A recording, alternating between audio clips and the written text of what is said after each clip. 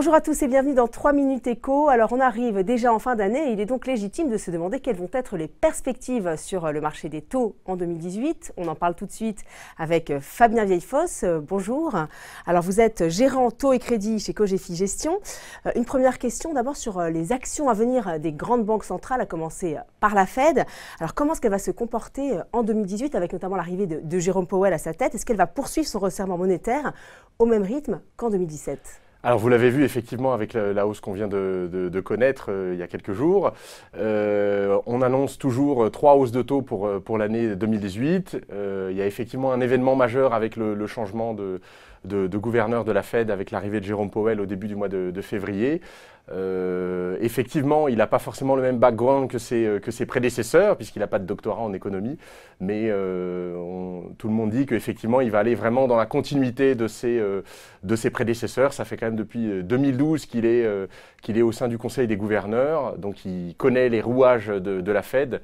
Et il connaît également les enjeux et donc pour moi il ne devrait pas y avoir de gros changements dans la politique qui a été tracée par Janet Yellen et donc on devrait assister à ce qui est aujourd'hui on va dire pricé par le marché, ces 3 hausses de taux dans le courant de cette année 2018. Alors pas de surprise donc du côté de la Fed concernant la BCE. Alors on le sait, Mario Draghi va diviser par 2 ses rachats d'actifs à partir de janvier et ce pendant 9 mois à partir de septembre. Qu'est-ce qui va se passer? On peut penser qu'il va sortir définitivement de son QE. Alors Mario Draghi a pris et la BCE ont pris beaucoup de pincettes depuis plusieurs mois pour essayer surtout d'éviter un choc sur le marché avec une annonce un peu tonitruante. Donc moi je pense qu'on va aller vers une sortie du programme de rachat assez lente. Je ne serais pas forcément étonné qu'avant l'été il annonce qu'il continue encore à réduire pour vraiment faire une sortie très lente du programme de rachat, puisqu'il ne faut pas oublier qu'il y a d'une part le programme de rachat et également la BCE qui, et ça a commencé il y a quelques semaines, qui réinvestit les différentes tombées d'obligations dans lesquelles elle avait investi jusqu'à présent.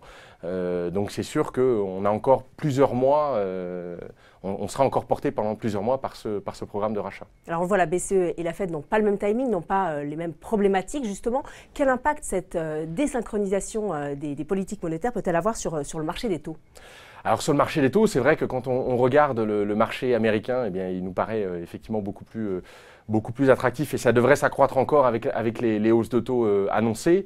Maintenant, effectivement, si on est un investisseur européen et qu'on veut aller investir en devises, si on veut se couvrir, on va perdre une grande partie du gain en taux, on va le perdre avec la couverture, donc il n'y aura pas forcément un attrait très important. Par contre, quelqu'un qui n'aurait pas de contrainte de couverture, effectivement, il pourrait aller chercher, alors en prenant le risque de change, il peut effectivement songer à aller chercher des taux un peu plus attractifs du côté américain. Alors une dernière question Fabien, si vraiment on veut une exposition sur les marchés des taux en 2018, sur quoi faut-il investir ? Alors c'est certain qu'effectivement on voit qu'on est dans un contexte de remontée des taux, y compris en Europe. On va mettre du temps avant de voir cette remontée des taux. Eh bien il faut rester sur des obligations assez courtes, plutôt sur du high yield parce que l'investment grade ne nous rémunère pas. Donc si on reste sur vraiment des maturités courtes, sur lesquelles on a une assez grande visibilité en termes de vue crédit, eh bien, on s'aperçoit qu'il y a toujours des spreads relativement intéressants et qu'on peut encore aller sortir de la performance positive, notamment sur cette partie courte.